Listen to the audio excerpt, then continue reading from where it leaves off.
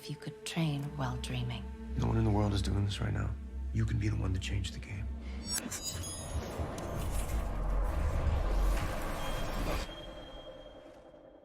Who are you? I'm Ellie. I did a day's worth of drills. You were asleep for 30 minutes, Joe. One chance at true. Just in time for the Paris Olympics comes Balestra, which tells the story of a competitive fencer who agrees to test an experimental device that lets her train while dreaming, but it will change everything, including her path to Olympic gold. Director of the film Balestra, Nicole Doresy, is here in studio to talk about the film. Nicole, welcome to the show. Thank you for having me. This is a fascinating tale. So just let's start with the name Balestra, because fencing is one of those sports I don't watch enough. Yeah. And I always have respected because it's super cool. Yeah. So what does the term mean, Balestra, for those not familiar with it? So it's a bit of an archaic fencing move, but it's a bounce and a lunge, or a step, bounce, and a lunge. And it's just meant to disrupt the pattern of fencing. So to almost throw your opponent off and change things up so that you can gain the upper hand. So it's like a leap. It's a leap.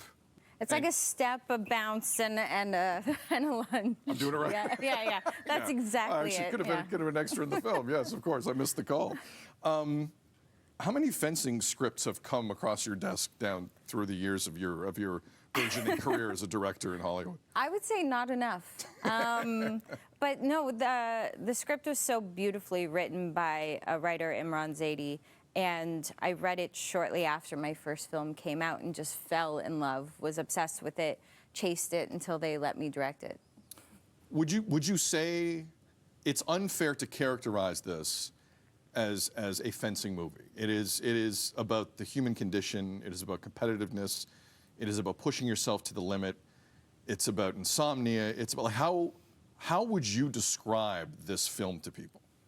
I'd say it's about chasing greatness. I'd say it's about this perceived value of what greatness means, and that at the end of the day, it's sort of this mirage that we're chasing. To a lot of the time, either no avail or getting there and realizing there's no nirvana that awaits us.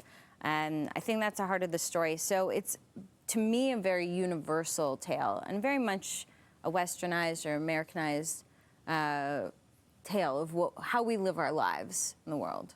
The timing of this is outrageously good because a lot of people do have that Olympic fever in them watching this. It won't end.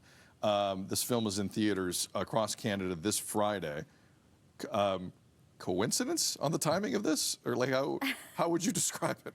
I would describe it as kismet. I think that, there was a lot of talk about when this should come out, before or after, and now it's at the same time, which I think is great. And, Canada just won the bronze, so that's really exciting as well. So I think it just happened to work out. That's right. Really We're well. now a fencing nation, actually. Yeah, yes, exactly. we won a medal. Congratulations to our fencing team for that. Absolutely. It says here you filmed this in 33 days. Mm-hmm. Do you like that? Or do you not like that? It seems, depending on the script, I think it's very unique from movie to movie. Yeah. Did this work for you or not? I made it work. Yeah. I think that's what it was. I mean, I shot my first film in 21 days, so it was longer than that. But yeah, it was tight with all the choreography and stunting. It was definitely a challenge, but I had an amazing team that helped bring it all together. How much did you know about the sport when you said yes to the script? Very little. Yeah. I had done a fencing class actually a couple years prior, but to me the story just hit home so much. And fencing is such a cinematic sport. I mean, when you look at it, it looks like a theatrical production on stage, sort of with this darkness that surrounds and these illuminated fencers. So I was super excited. And then when I got into the sport and learned more about it and its history, that excited me in a new way. What is it like directing sports in that way? Like, what type of a challenge was that for you? Well, it's definitely a challenge working. The actors did some of the fencing, but we also worked with fencers for the rest of it. So it's definitely a challenge to match everything, get the choreo together.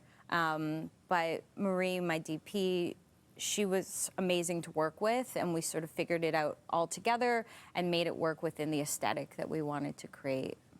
You work in the science fiction, and I hesitate even to call it science fiction because you are talking about the human condition and sleeping and our brain, this huge muscle that we have that we really don't know a ton about. How difficult was it to combine the sports world and this other world that you were trying to bring people into? That part wasn't too difficult because I think, you know, we were just serving story. There's, of course, sport elements, sci-fi elements, drama elements, thriller elements. It's very much a genre bender in that way.